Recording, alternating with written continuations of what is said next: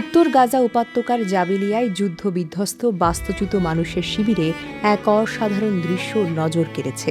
৯ বছর বয়সী ফিলিস্তিনি শিশু মোহাম্মদ সাইদ শাবান, 2 পা ও 1টি হাত হারানোর পরেও যেন হাল ছাড়েনি তিনি।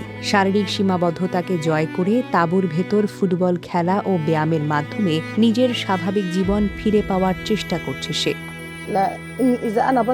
জাবিলিয়ার ইয়েলো লাইন এলাকার কাছে একটি বাস্তুচ্যুতদের তাঁবুতে শাবানকে দেখা যায় ফুটবল অনুশীলন করতে। ছোট্ট এই শিশুর দৃঢ় মনোবল ও সাহস সামাজিক যোগাযোগ মাধ্যমেও মানুষের দৃষ্টি আকর্ষণ করেছে। শাবানের পরিবার জানায়, শৈশবে এক দুর্ঘটনায় সে তার 2 পা ও 1টি হাত হারায়। এরপরেও চিকিৎসা ও সহায়তার মাধ্যমে ধীরে ধীরে নিজের দৈনন্দিন কাজ চালিয়ে যাচ্ছিল। কিন্তু চলমান যুদ্ধের কারণে তাদের বাড়ি ধ্বংস হয়ে গেলে পরিবারটি বাস্তুচ্যুত হয়ে আশ্রয় নেয় একটি অস্থায়ী তাঁবুতে। যুদ্ধের সময় শাবানের চলাচলের প্রধান সহায়ক বৈদ্যুতিক হুইলচেয়ারটিও হারিয়ে যায়। ফলে এখন তার চলাফেরা আরও কঠিন হয়ে পড়েছে। পরিবারটি জানিয়েছে, শাবানের জন্য কৃত্রিম অঙ্গ, চিকিৎসার সহায়তা এবং চলাচলের প্রয়োজনীয় সরঞ্জাম ব্যবস্থা করার জন্য তারা আন্তর্জাতিক সহায়তার আবেদন করছে।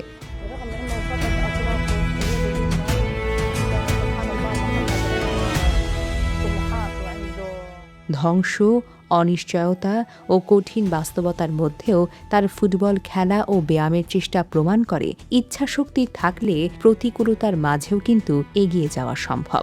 গাজায় চলমান সংঘাতের কারণে হাজারো শিশু তাদের ঘর, নিরাপত্তা ও স্বাভাবিক জীবন হারিয়ে ফেলেছে। তাদের মধ্যে শাবানের গল্প যুদ্ধের ভয়াবহতার পাশাপাশি মানবিক দৃঢ়তা ও আশার এক প্রতিচ্ছবি হয়ে সামনে এসেছে। Desk report, recap news.